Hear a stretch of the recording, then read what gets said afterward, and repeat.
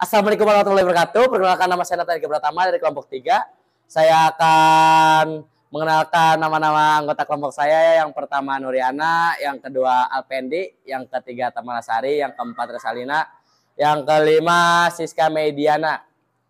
Di sini saya akan menjelaskan tentang komponen-komponen.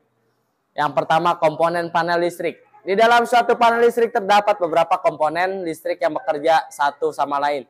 Ada yang bekerja sebagai proteksi, sebagai sistem kontrol, sebagai alat pengukuran, dan sebagai penghantar daya listrik, serta berfungsi sebagai pendukung keindahan. Berikut ini merupakan beberapa panel listrik dan fungsinya.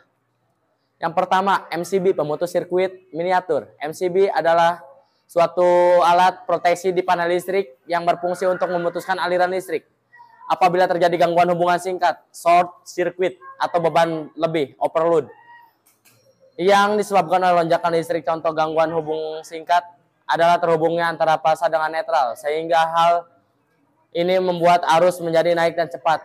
Arus yang melebihi batas nominal MCB akan membuat MCB trip, memutus aliran listrik. 2. Kontaktor magnetik. Kontaktor magnetik adalah suatu alat yang ada panel listrik yang digunakan untuk memutus dan menyambungkan arus listrik dengan memanfaatkan prinsip tipe, sehingga apabila arus listrik ke kontaktor koil, maka anak kontak akan bekerja yang semula terbuka atau biasanya terbuka menjadi tertutup atau biasanya tertutup. Kontaktor biasanya digunakan untuk instalasi motor listrik, pemanas, penerangan, maupun instalasi distribusi listrik. Jika kontaktor anak tidak cukup, maka dapat menambahkan kontaktor tambahan, blok kontak, yang dapat dipasang dan terhubung dengan kontaktor utama. 3. Tor relay beban lebih thermal. Tor atau thermal overload relay adalah suatu alat proteksi yang ada di panel listrik yang berfungsi untuk memasukkan beban lebih overload. Tor bekerja berdasarkan suhu thermal yang dideteksi oleh elemen bimetal. Tor memiliki pengaturan arus maksimal yang dapat diatur. Prinsip kerja tor adalah ketika terjadi beban lebih, maka suhu akan meningkat dan membuat elemen bimetal menjadi panas. Suhu melewati batas arus yang maksimal, maka bimetal memerintahkan tor untuk melakukan pemutusan. Tor biasanya digunakan secara bersamaan dengan kontaktor untuk melayani beban seperti motor listrik 3 fasa. Selanjutnya akan dilanjutkan oleh teman saya, yaitu Nuriana. Push bottom atau saklar tekan pada panel listrik adalah alat yang bekerja sebagai saklar. Tombol tekan terbagi menjadi 2, yaitu biasanya terbuka NO dan biasanya tertutup NC. Push bottom NO artinya dalam keadaan normal, tidak ditekan. Ia akan membuka, tidak terhubung atau mati. Sedangkan push bottom NC artinya dalam keadaan normal, tidak ditekan. Ia akan menutup, terhubung atau aktif.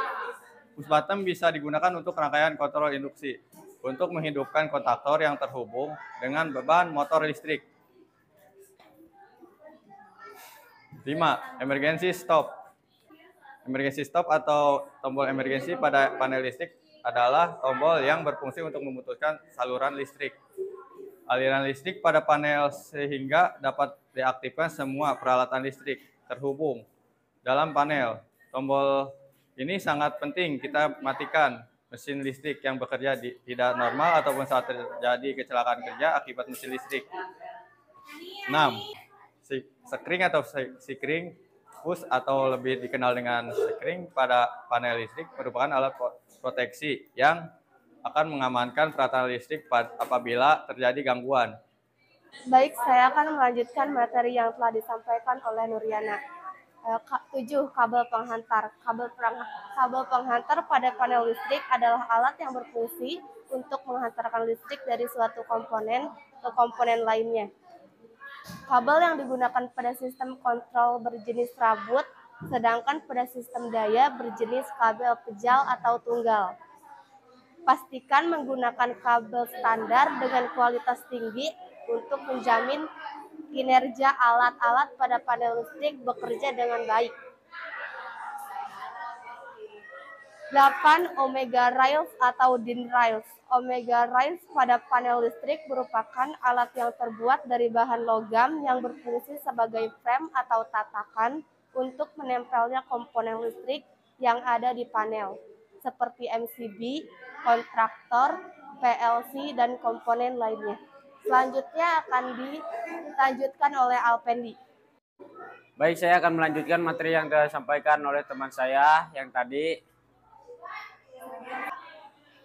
9. Wire duct. Wire duct pada panel listrik merupakan bahan yang terbuat dari bahan FVC yang berfungsi sebagai jalur kabel. Bahan ini sangat penting dalam mendukung aspek keindahan dalam penjaluran kabel pada panel listrik. 10. Motor listrik 3 fasa. Motor listrik 3 fasa adalah motor yang bekerja dengan memanfaatkan perbedaan fasa pada sumber untuk menimbulkan gaya putaran pada bagian rotornya. Terdapat 2 tipe motor 3 fasa jika dilihat dari lilitan pada rotomnya yakni rotor belitan wound rotor. Motor 3 fasa rotor belitan wound rotor adalah tipe motor induksi yang lilitan rotor dan statornya terbuat dari bahan yang sama, dan motor 3 fasa rotor sangkar tupai adalah tipe motor induksi yang konstruksi rotornya tersusun dari beberapa batang logam yang melewati slot-slot yang ada pada motor rotor. Kemudian pada setiap bagiannya disatukan oleh cincin. Prinsip kerja dari motor listrik 3 fasa ini sebenarnya sangat sederhana. Bila sumber tegangan 3 fasa akan timbul pada kumparan stator, maka timbul medan putar dengan kecepatan tertentu. Besaran kecepatan tertentu dapat diukur dengan menggunakan rumus NS 1201 atau P. Baik, saya akan melanjutkan materi dari teman saya Alpendi. Selanjutnya tentang pilot lamp atau lampu indikator. Pilot lamp atau lebih dikenal dengan lampu indikator panel listrik adalah sebuah lampu yang berfungsi untuk menunjukkan bahwa di panel listrik sedang bertegangan.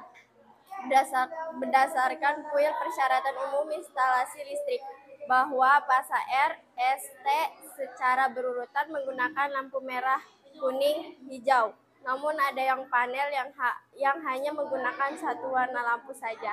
Dan untuk membedakan jenis fasanya diberi keterangan jenis fasanya. Selanjutnya, kontrol relay. Relay kontrol pada panel listrik adalah suatu alat yang bekerja berdasarkan prinsip elektromagnetik yang dapat membuat anak kontak NO atau NC-nya bekerja. Relay kontrol sangat mirip dengan kontraktor magnetik. Hal yang membedakan relay kontrol dengan kontraktor magnetik adalah penggunaannya. Anak kontak relay kontrol berfungsi untuk melayani sistem kontrol, sedangkan anak kontak pada kontraktor magnetik berfungsi untuk melayani daya pada beban motor. Dalam penggunaan sistem kontrol, alat ini mulai digantikan dengan PLC yang memiliki fitur melimpah dan lebih modern. Selanjutnya akan dijelaskan oleh Siska Medina. Baik, saya akan melanjutkan materi yang telah disampaikan oleh teman saya. 13. Interlock. Interlock adalah sebuah sistem pengunci pada suatu mekanisme kelistrikan yang digunakan agar rangkaian tetap berjalan semestinya. Istilah interlock ini sering digunakan pada sistem kendali dan sistem kontrol untuk mengunci suatu kondisi tertentu pada rangkaian kontrol. Sistem interlock ini berfungsi untuk mengunci saluran lain apabila salah satu sumber listrik sedang bekerja. Dengan sistem ini, pompa hidran dapat dihidupkan dengan menggunakan listrik dari PLN ataupun dari genset secara aman. 14. Self-holding. Self-holding merupakan suatu istilah yang digunakan untuk mendeskripsikan kontak saklar yang digunakan untuk mengunci arus listrik agar tetap mengalir ke koil kontaktor, sehingga rangkaian tetap dapat berjalan semestinya. Saya akan menyebutkan komponen-komponen kelistrikan yang ada di sini. Pertama ada MCB 3 fasa. Yang kedua ada MCB 1 fasa. Lalu ada kontaktor magnetik 1 dan ada kontaktor magnetik 2. Selanjutnya ada relay 1, relay 2. Lalu ada TOR, yaitu thermal overload relay. Selanjutnya ada emergency, push button, ada lampu indikator, lalu ada steker, terus yang terakhir motor induksi.